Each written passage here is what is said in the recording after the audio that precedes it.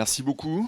Donc Olivier Debarge, je le disais, je suis référent handicap de l'Université de Reims et professeur de droit pharmaceutique.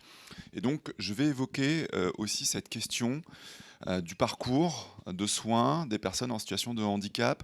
Je voudrais remercier Sahar Badran de m'avoir sollicité pour venir parler, la féliciter pour l'organisation de cet événement, elle et son équipe, parce qu'on sait à quel point c'est toujours compliqué à mettre en place. Et ça demande de l'abnégation, donc merci. Donc je vais évoquer quelques points avec vous. Je vais commencer par citer deux statistiques. J'aime bien évoquer ces questions de statistiques parce que je trouve que, en tout cas pour nous, ce qui nous concerne à l'université, elles sont assez éloquentes.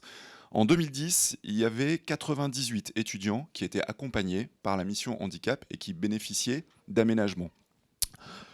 Fin de l'année universitaire 2023-2024, il y en a 577. Donc vous calculez, c'est multiplié quasiment par 6.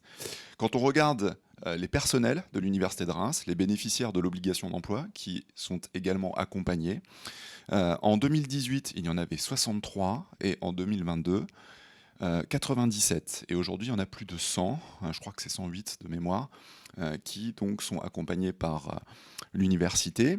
Ça veut dire qu'il y a une progression qui est très importante et il me semble qu'elle représente à la fois une prise de conscience des professionnels de santé, des professionnels tout court, des personnes en situation de handicap qui se rendent compte qu'il y a des mécanismes qui sont mis en place et que ces personnes peuvent se manifester et être accompagnées.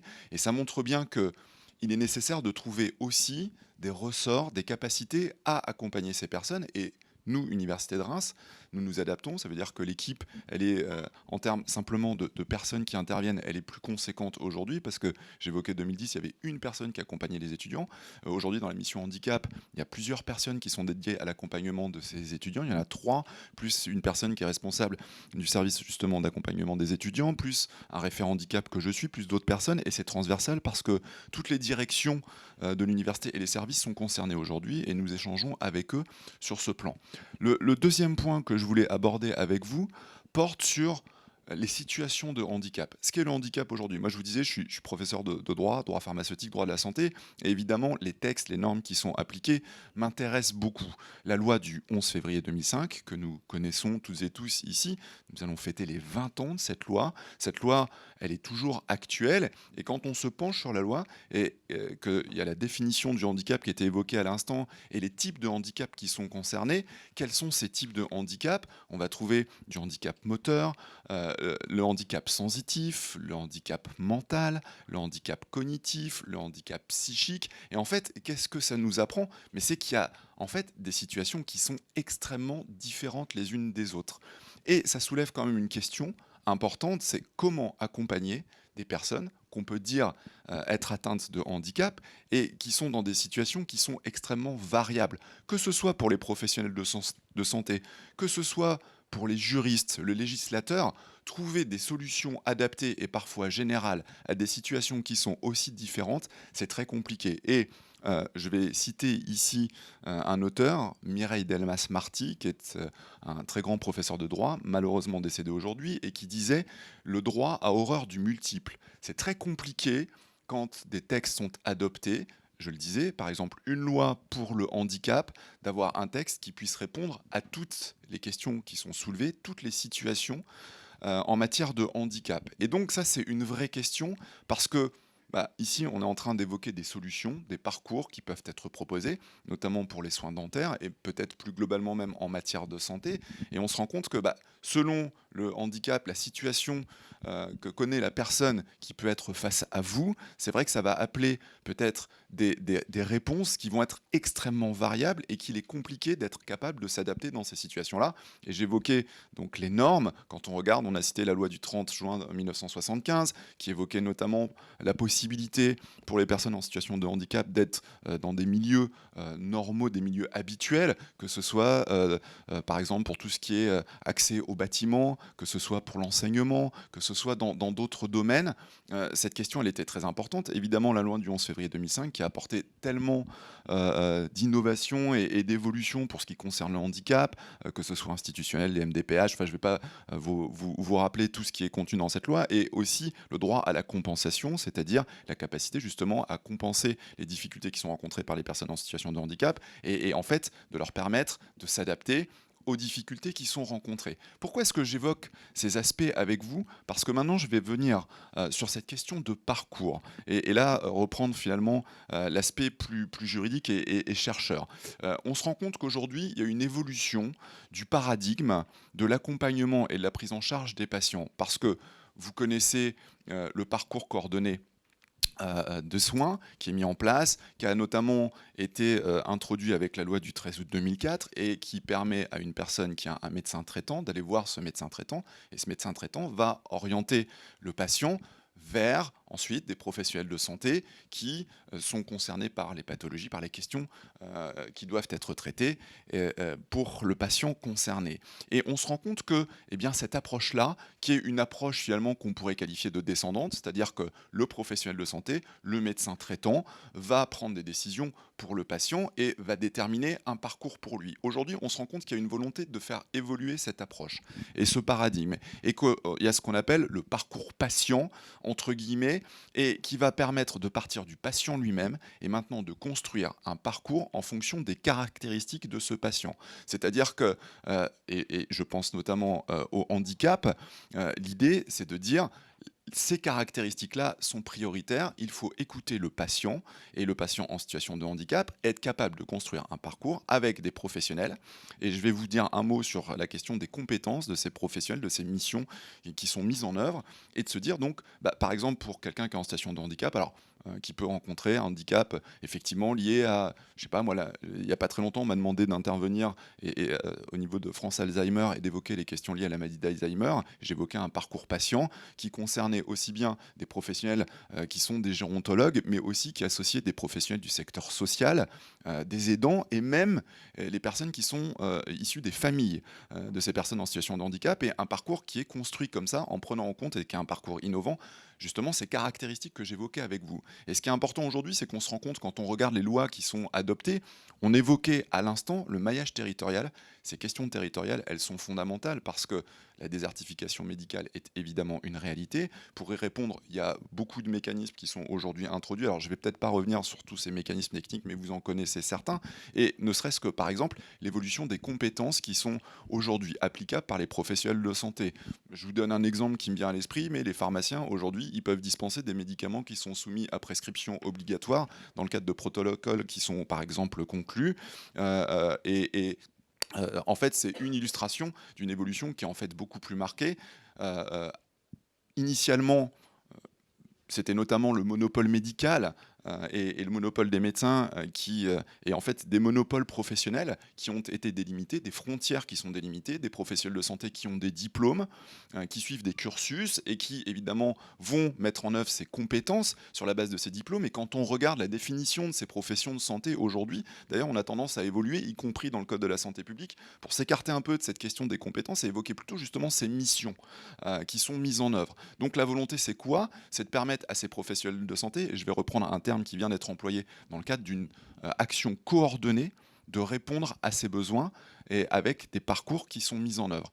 Et précédemment, dans le cadre de la première intervention, était évoqué l'article 51 de la loi de financement de la sécurité sociale 2018, cet article 51 qui permet de financer justement de nouvelles organisations en santé innovantes et ces fameux parcours patients.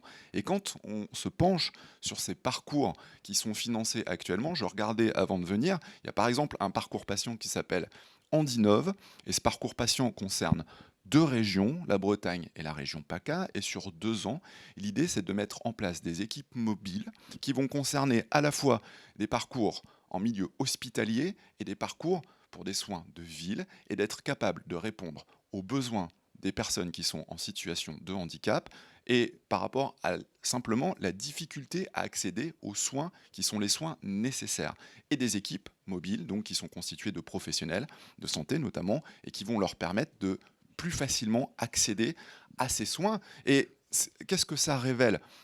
Nous donc actuellement, par exemple, dans mon laboratoire de recherche, avec d'autres labos de recherche, on est en train de, développer un projet de recherche qui porte justement sur ces questions de parcours patient. On évoquait tout à l'heure, le questionnaire Handifaction. Sur cet article 51 que j'évoquais et Handinov, quand on se penche sur les documents qui ont été rédigés sur, justement le parcours, ils font référence au questionnaire Handifaction, donc c'est intéressant, et aux difficultés qui sont rencontrées par ces personnes qui sont en situation de handicap. C'est-à-dire simplement se faire comprendre, souvent c'est délicat, avoir des professionnels qui sont capables d'être aussi dans cette écoute et dans cette compréhension, être capable aussi d'écouter les aidants, et on se rend compte qu'il y a beaucoup de barrières. Et outre ces barrières qui sont décelées dans le cadre de ce questionnaire Handifaction, ce qu'on réalise aussi, c'est qu'aujourd'hui, il y a encore une forte segmentation qui va amener une distinction entre justement le parcours hospitalier et le parcours en ville.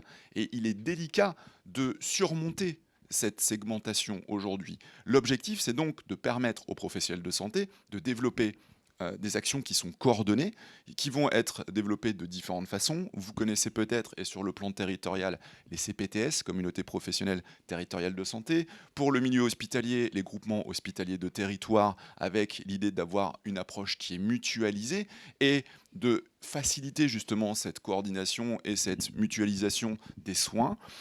Et je parlais donc de ce parcours Handinov. Ce qui est intéressant, c'est que là, c'est un parcours qui est financé sur la base de cet article 51 que j'évoquais avec vous. 4500 personnes qui sont concernées.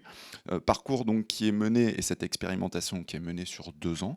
Et comme ça, donc sur la base de ces parcours qui sont financés, ces parcours innovants, l'idée, c'est d'être capable de répondre par la coordination des professionnels de santé à ces fameux besoins que j'évoquais avec vous. Évidemment, ça soulève des questions. Moi, le juriste que je suis, par exemple, quand je regarde ce qui est publié sur ces actions coordonnées et finalement sur l'idée peut-être même de s'abstraire des compétences parfois de ces professionnels de santé simplement pour avoir la capacité de construire ces parcours et d'avoir des actions coordonnées et de répondre à des difficultés qui peuvent être posées par la désertification médicale et par tout ce qu'elle engendre, ça soulève des questions plus juridiques en termes de responsabilité, puisque, par exemple, la Haute Autorité de Santé, qui a été citée à l'instant, publie des documents sur les protocoles qui peuvent être conclus et la manière dont cette coordination peut être mise en œuvre. Et les difficultés qui surviennent, c'est que, en termes de responsabilité, quand la Haute Autorité de Santé, par exemple, dit on va s'abstraire un peu de ces questions de compétences, et quand il y a différents professionnels qui vont intervenir dans le cadre de ces parcours, il faut qu'il y ait aujourd'hui une responsabilité qui soit partagée. Cette idée-là, en tout cas traditionnellement pour le juriste, on va regarder la responsabilité de chacun de ces professionnels justement en fonction des compétences qui sont exercées et des diplômes dont ils bénéficient. Et aujourd'hui, cette idée de se dire on va faire évoluer cette question des compétences, on va créer par exemple dans le cadre de protocoles des actions qui permettent une délégation de compétences d'un médecin vers par exemple un infirmier, avoir l'exercice d'activité, la pratique avancée qui est aujourd'hui utilisée pour les infirmiers justement, qui peuvent être des infirmiers en pratique avancée et qui peuvent dans le cadre de protocoles notamment agir et exercer certaines compétences qu'ils ne pouvaient mettre en œuvre précédemment. Bref, tout cet ensemble d'évolutions pour répondre à ces besoins soulève effectivement des questions, et tout simplement même cette coordination entre les professionnels de santé. Je vous parlais d'un projet qu'on est en train de mettre en œuvre qui porte sur une double approche, à la fois une analyse juridique de tous les textes qui sont adoptés, et je vous en fais grâce ici, mais il y a de nombreuses normes qui portent sur ces questions,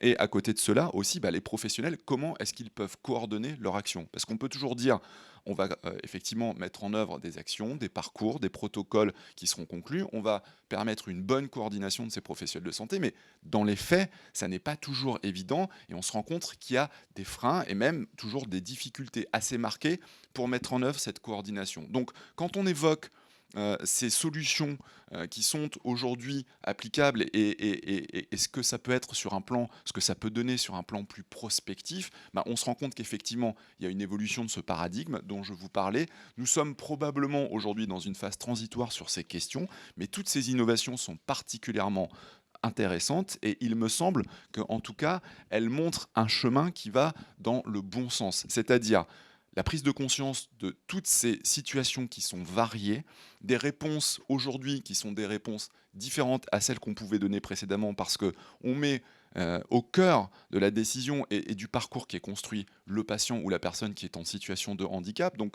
ce qu'on peut voir mentionné dans la loi du 4 mars 2002, c'est-à-dire le consentement, la décision qui est prise en fonction du patient, ça devient une réalité aujourd'hui. Donc voilà quelques mots qu'on peut dresser, en tout cas de ma perception, de ce qu'est aujourd'hui l'évolution en matière d'accompagnement de ces personnes et des parcours qui sont mis en œuvre. À ce sujet, je vous remercie de votre attention.